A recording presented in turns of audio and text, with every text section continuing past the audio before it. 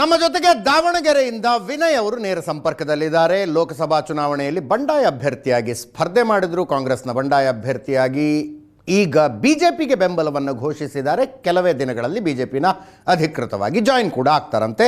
ನನ್ನ ಕೊಲೀಗ್ ಪ್ರಶಾಂತ್ ನಾಥ್ ಕೂಡ ಮುಂದುವರಿಯುತ್ತಿದ್ದಾರೆ. ವಿನಯ್ ಅವರೇ, ಏನಿದೆ ಎಲೆಕ್ಷನ್ ಟೈಮ್ನಲ್ಲಿ ಏಕಾಏಕಿ ನಿರ್ಧಾರ? ಟಿಕೆಟ್ ನಿಮಗೆ ಸಿಗುತ್ತೆ, ನಿಮಗೊಂದು ಆಹ್ವಾನ ಇದೆ ಅನ್ನುವ ಮಾತಿತ್ತು. ಆ ನಂತರ ಶ್ರೀನಿವಾಸ್ ದಾಸಕರಿಯಪ್ಪ ಅವರಿಗೆ ಟಿಕೆಟ್ ಅನೌನ್ಸ್ ಆಯಿತು. You have supported BJP. ದಾವಣಗೆರೆನಲ್ಲಿ ನಮ್ದು ಒಂದು ಸೈದ್ಧಾಂತಿಕ ನಿಲುವು.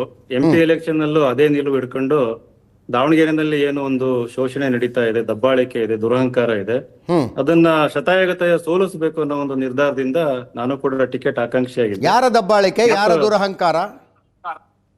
ಶಾಮನೂರು ಕುಟುಂಬದ ಒಂದು ದಬ್ಬಾಳಿಕೆ, ಪಾಳೆಗಾರಿಕೆ ಏನು ಈ ಒಂದು ದಾವಣಗೆರೆನಲ್ಲಿ ನಡೀತಾ ಇದೆ. ಅದರ ವಿರುದ್ಧ ಹೋರಾಟ ಮಾಡಿದೆ. ಟಿಕೆಟ್ ಸಿಗ್ಲಿಲ್ಲ, ಬಂಡಾಯ ನಿಂತ್ಕೊಂಡೆ. ಓಕೆ. ಅದಾದ ನಂತರ ಈ ಕ್ಷೇತ್ರದಲ್ಲಿ ಕಂಟಿನ್ಯೂಸ್ ಆಗಿ ಜನಗಳ ಜೊತೆ ಒಡನಾಟ ಇಟ್ಕೊಂಡು ಹಳ್ಳಿ ಮಟ್ಟದಲ್ಲಿ ಎಲ್ಲಾ ಕಾರ್ಯಕ್ರಮ ಅಟೆಂಡ್ ಮಾಡ್ತಾ ಇದ್ದೆ. ಬಟ್ ಅಕಸ್ಮಾತ್ ಆಗಿ ನನ್ನ ಹೆಸರು ಕೂಡ ಮುನ್ನೆಲೆಗೆ ಬಂತು ಬಿಜೆಪಿಯಿಂದ.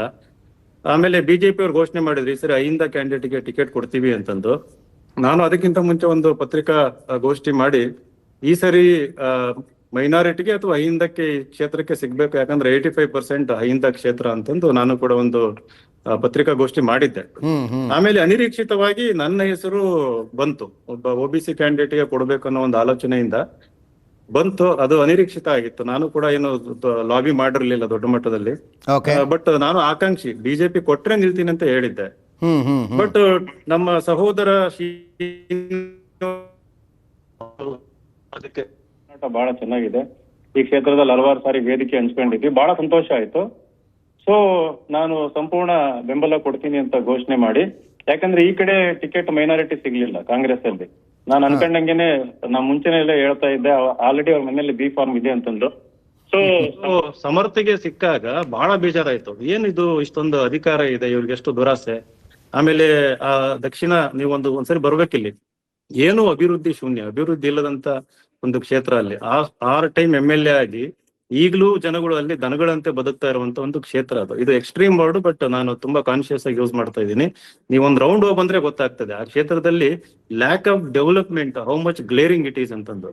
ಸೊ ಆವಾಗ ನಾನು ನಿರ್ಧಾರ ಮಾಡಿದ್ದು, ನಮ್ಮ ಶ್ರೀನಿವಾಸ್ ದಾಸಕರಿಯಪ್ಪ ಅವರಿಗೆ ಸಂಪೂರ್ಣ ಬೆಂಬಲ ಕೂಡ. ಇದು ಬಾಹ್ಯ ಬೆಂಬಲ, ನಾನು ಇನ್ನು ಬಿಜೆಪಿ ಸೇರಿಲ್ಲ, ಬಾಹ್ಯ ಬೆಂಬಲ ಕೊಡ್ತಾ ಇದ್ದೀನಿ. ಮತ್ತು ಹಳ್ಳಿ ಎಲ್ಲ ಸುತ್ತಾಡಿ ವಾಲಂಟಿಯರ್ ಏನು ಅಪೇಕ್ಷೆ ಇಲ್ದಂಗೆ, ಫ್ಯೂಚರ್ ಏನಿದೆ ಅಂತ ಗೊತ್ತಿಲ್ಲ.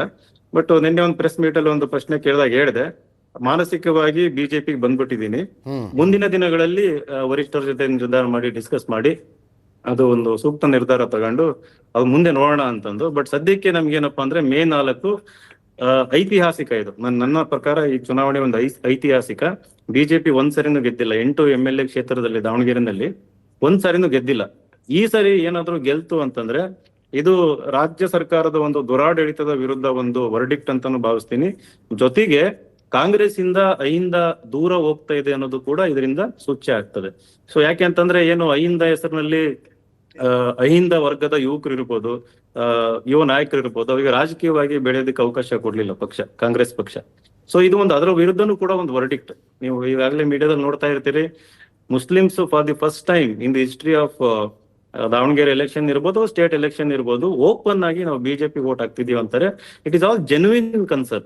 ಅವ್ರು ಯಾರು ಈಗ ವೋಟ್ ಹಾಕ್ತಿವಿ ಅಂತಂದು ಲಾಸ್ಟ್ ಮೂಮೆಂಟ್ ಅಲ್ಲಿ ಚೇಂಜ್ ಮಾಡ್ತೀನಿ ಅನ್ನೋ ಒಂದು ಸೂಪರ್ಫಿಷಿಯಲ್ ರಿಸೆಂಟ್ಮೆಂಟ್ ಅಥವಾ ಡಿಸ್ಕಂಟೆಂಟ್ ಅಂತ, ಜೆನ್ಯೂನ್ ಆಗಿ ದೇ ಆರ್ ಡಿಸ್ಕಂಟೆಂಟೆಡ್. ಯಾಕೆಂತಂದ್ರೆ ನಾನು ಆಗ್ಲೇ ಹೇಳಿದೆ, ಅವ್ರು ಬದುಕ್ತಾ ಇರೋ ಒಂದು ನೇಚರ್ ಹೆಂಗಿದೆ ಅಂತಂದ್ರೆ ಅಲ್ಲಿ ಮನುಷ್ಯರು ವಾಸ ಮಾಡೋದಕ್ಕೆ ಯೋಗ್ಯ ಇಲ್ಲ, ಆ ರೀತಿ ಒಂದು ಪರಿಸ್ಥಿತಿ ಇದೆ. ಇವ್ ಸುಮ್ನೆ ರೋಡ್ ಮಾಡಿದ್ವಿ, ಲೈಟ್ ಹಾಕಿದ್ವಿ ಅಂತ ಹೇಳ್ತಾರೆ. ಹಾಸ್ಪಿಟಲ್ಸ್ ಇಲ್ಲ, ಸ್ಕೂಲ್ಸ್ ಇಲ್ಲ, ಅಲ್ಲಿ ಹೆಣ್ಣು ಮಕ್ಕಳಿಗೆ ಸಪರೇಟ್ ಆದ ಕಾಲೇಜ್ ಇಲ್ಲ. ಸುಮಾರು 80 to 90,000 ಒಂದು ಪಾಪ್ಯುಲೇಷನ್ ಬ್ಲಾಕ್ ಇದೆ. ಆ ಜಾಗದಲ್ಲಿ ನಾನ್ ನೋಡಿದ್ದೀನಿ 3,000 ಪಾಪ್ಯುಲೇಷನ್ ಇರೋ ಹಳ್ಳಿನಲ್ಲಿ ಒಂದು PU ಕಾಲೇಜ್ ಇರ್ತದೆ. ಅಂತಿಮವಾಗಿ ಎಲೆಕ್ಷನ್ ಗೆಲ್ಲಬಹುದು ಅನ್ಸುತ್ತಾ ಬಿಜೆಪಿ? Sir 100% ಗೆಲ್ಲುತ್ತೆ BJP. ಇದು ಇಡೀ ಸರ್ಕಾರನೇ ಬಂದು ದಾವಣಗೆರೆನಲ್ಲಿ ಕೂತಿದೆ, ನನಗೆ ಸಂಪೂರ್ಣ ವಿಶ್ವಾಸ ಇದೆ. ಆಮೇಲೆ ಯುನೈಟೆಡ್ ಎಫರ್ಟ್ ಆಗ್ತಾ ಇದಾರೆ, ಆರ್ಗನೈಸ್ಡ್ ಎಫರ್ಟ್ ಆಗ್ತಾ ಇದಾರೆ, ಪ್ರತಿಯೊಬ್ಬರು ಕೂಡ ಸಿನ್ಸಿಯರ್ ಎಫರ್ಟ್ ಆಗ್ತಾ ಇದಾರೆ. ಆಮೇಲೆ ಏನಿಲ್ಲ, ದಾವಣಗೆರೆನಲ್ಲಿ ಒಂದು ಒಂದು ಟಿಕೆಟ್ಗೋಸ್ಕರ ಹೋರಾಟ ಮಾಡ್ತಾ ಇದ್ರು ಎಲ್ಲ ಕ್ಯಾಂಡಿಡೇಟ್, ಅವರು ಕೂಡ ಎಲ್ಲರೂ ಒಗ್ಗಟ್ಟಾಗಿದ್ದಾರೆ. ಎಲ್ಲರೂ ಒಗ್ಗಟ್ಟಾಗಿ ನಿಂತ್ಕೊಂಡಿದ್ದಾರೆ, ಮೇಲ್ನೋಟಕ್ಕೆ ಕಾಣಿಸ್ತಾ ಇದೆ. ಇನ್ನೊಂದ್ಸಲ ಡೀಟೇಲ್ ಆಗಿ ಮಾತಾಡೋಣ ವಿನಯ್ ಕುಮಾರ್ ಅವರೇ. Thank you so much.